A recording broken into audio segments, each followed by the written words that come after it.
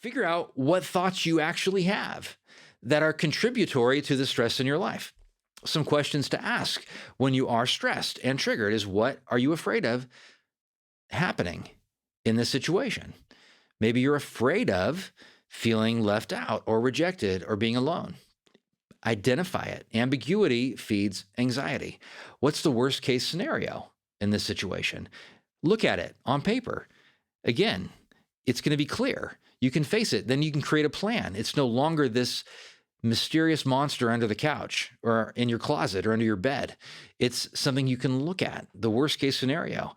And it's probably not going to happen, but you're at least able to identify that's something you're focusing on. How are you trying to avoid the situation? I find that helpful. Like, what am I trying to do as a reaction to having these thoughts about the situation that I'm in? So, for example, I feel jealous, and I believe I must do something about it now. So I see some people at church and they seem so happy, and I start thinking about being single, and I want to be happy and marry a great Christian woman and whatever, and live happily ever after. I start feeling this jealousy inside of me. And then I start thinking, I need to look on the dating apps more often. I need to update my profile. I need to use a new dating app like Hinge, or I need to use a new dating app like, Christian Mingle, or I need to start socializing more. But it's this urgency that starts happening in me because of this stressful situation and the focus that I have on it. I'm never going to find somebody.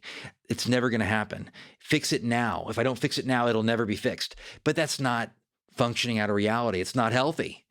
When I can recognize it as not being healthy, then I can do something about it. Then I don't make these mistakes that can be damaging because I'm being so reactive. I mean, people, because they have this emotional reaction, they can buy things and make decisions and quit jobs and take jobs and move town and stay in town and whatever it might be, out of reactionary behavior because they're triggered by these thoughts and these feelings. So an action you can take to work on this, identifying your thoughts, is, when was the last time that you personally did something reactive that was based out of stress and fear and not out of truth? And you did it. So you can identify, just think over the last week or two.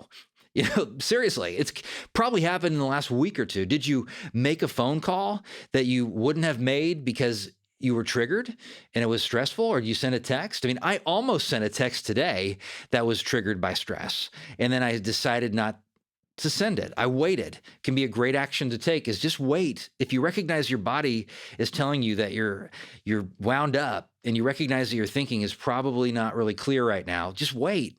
Don't send that email. Don't send that text. You'll be able to do it tomorrow. Don't move out. Don't buy that car. Wait, come on.